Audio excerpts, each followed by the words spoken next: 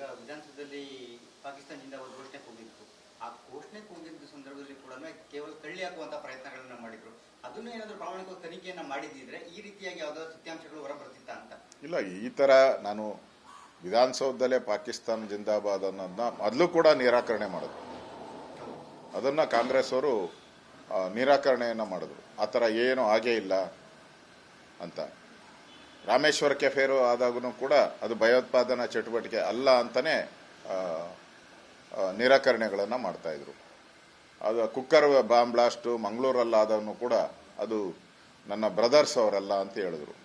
ಈ ಥರ ಪದೇ ಪದೇ ಆ ಒಂದು ಭಯೋತ್ಪಾದಕರಿಗೆ ಪ್ರೇರಣೆ ಆಗತಕ್ಕಂಥ ಒಂದು ಹೇಳಿಕೆಗಳನ್ನು ಕೊಡೋ ಮುಖಾಂತರ ಕರ್ನಾಟಕದಲ್ಲಿ ಭಯೋತ್ಪಾದನಾ ಚಟುವಟಿಕೆಗೆ ಒಂದು ರೀತಿ ಕುಮ್ಮಕ್ಕು ಕೊಡ್ತಾ ಇದ್ದಾರೆ ಅಂತ ಅನಿಸುತ್ತೆ. ಅವ್ರ ಮೇಲೆ ಕಠಿಣ ಕ್ರಮಗಳನ್ನು ತೆಗೆದುಕೊಂಡಿದ್ರೆ ಈ ಘಟನೆಗಳು ಮರುಕಳಿಸ್ತಾ ಇಲ್ಲ. ಈಗ ಬೆಂಗಳೂರನ್ನೇ ಕರ್ನಾಟಕವನ್ನೇ ಯಾಕೆ ಟಾರ್ಗೆಟ್ ಮಾಡ್ಕೊಂಡಿದ್ದಾರೆ ಅದನ್ನ ರಾಜ್ಯದ ಜನ ಅರ್ಥ ಮಾಡ್ಕೋಬೇಕು, ಪೊಲೀಸ್ ಇಲಾಖೆ ಅರ್ಥ ಮಾಡ್ಕೋಬೇಕು.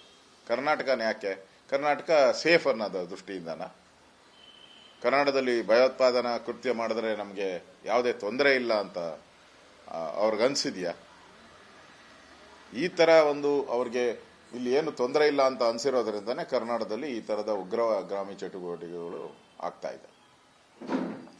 ಸರ್, ಈಗ ವಿಧಾನಸೌಧದಲ್ಲಿ ಪಾಕಿಸ್ತಾನದಿಂದ ಒಂದು ಘೋಷಣೆ ಕೂಗಿತ್ತು. ಆ ಘೋಷಣೆ ಕೂಗಿದ್ದ ಸಂದರ್ಭದಲ್ಲಿ ಕೂಡ ಕೇವಲ ತಳ್ಳಿ ಹಾಕುವಂತ ಪ್ರಯತ್ನಗಳನ್ನ ಮಾಡಿದ್ರು.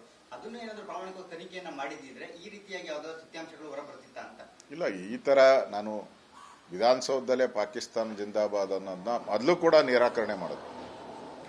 ಅದನ್ನ ಕಾಂಗ್ರೆಸ್ ಅವರು ನಿರಾಕರಣೆಯನ್ನ ಮಾಡಿದ್ರು. ಆ ಥರ ಏನು ಆಗೇ ಇಲ್ಲ ಅಂತ. ರಾಮೇಶ್ವರ ಕೆಫೇರು ಆದಾಗೂ ಕೂಡ ಅದು ಭಯೋತ್ಪಾದನಾ ಚಟುವಟಿಕೆ ಅಲ್ಲ ಅಂತಾನೆ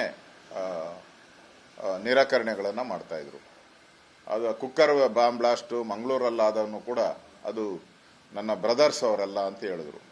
ಈ ಥರ ಪದೇ ಪದೇ ಆ ಒಂದು ಭಯೋತ್ಪಾದಕರಿಗೆ ಪ್ರೇರಣೆ ಆಗತಕ್ಕಂಥ ಒಂದು ಹೇಳಿಕೆಗಳನ್ನು ಕೊಡೋ ಮುಖಾಂತರ ಕರ್ನಾಟಕದಲ್ಲಿ ಭಯೋತ್ಪಾದನಾ ಚಟುವಟಿಕೆಗೆ ಒಂದು ರೀತಿ ಕುಮ್ಮಕ್ಕು ಕೊಡ್ತಾ ಇದ್ದಾರೆ ಅಂತ ಅನಿಸುತ್ತೆ. ಅವ್ರ ಮೇಲೆ ಕಠಿಣ ಕ್ರಮಗಳನ್ನು ತೆಗೆದುಕೊಂಡಿದ್ರೆ ಈ ಘಟನೆಗಳು ಮರುಕಳಿಸ್ತಾ ಇಲ್ಲ. ಈಗ ಬೆಂಗಳೂರನ್ನೇ ಕರ್ನಾಟಕವನ್ನೇ ಯಾಕೆ ಟಾರ್ಗೆಟ್ ಮಾಡ್ಕೊಂಡಿದ್ದಾರೆ ಅದನ್ನ ರಾಜ್ಯದ ಜನ ಅರ್ಥ ಮಾಡ್ಕೋಬೇಕು, ಪೊಲೀಸ್ ಇಲಾಖೆ ಅರ್ಥ ಮಾಡ್ಕೋಬೇಕು. ಕರ್ನಾಟಕನ ಯಾಕೆ, ಕರ್ನಾಟಕ ಸೇಫ್ ಅನ್ನೋದು ದೃಷ್ಟಿಯಿಂದನ ಕರ್ನಾಟಕದಲ್ಲಿ ಭಯೋತ್ಪಾದನಾ ಕೃತ್ಯ ಮಾಡಿದ್ರೆ ನಮಗೆ ಯಾವುದೇ ತೊಂದರೆ ಇಲ್ಲ ಅಂತ ಅವ್ರಿಗನ್ಸಿದ್ಯಾ? ಈ ತರ ಒಂದು ಅವ್ರಿಗೆ ಇಲ್ಲಿ ಏನು ತೊಂದರೆ ಇಲ್ಲ ಅಂತ ಅನ್ಸಿರೋದ್ರಿಂದಾನೇ ಕರ್ನಾಟಕದಲ್ಲಿ ಈ ತರದ ಉಗ್ರಗಾಮಿ ಚಟುವಟಿಕೆಗಳು ಆಗ್ತಾ ಇದೆ. ಕನ್ನಡಿಗರ ಮೆಚ್ಚಿನ ನಿಮ್ಮ ನ್ಯೂಸ್ 18 ಕನ್ನಡ ಈಗ ವಾಟ್ಸ್ಆಪ್ನಲ್ಲಿಯೂ ಲಭ್ಯ.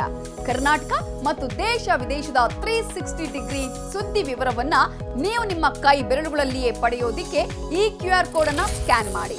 ನಮ್ಮ ಚಾನೆಲ್ ಅನ್ನ ಫಾಲೋ ಮಾಡಿ, ನೋಟಿಫಿಕೇಶನ್ ಆನ್ ಮಾಡಿ.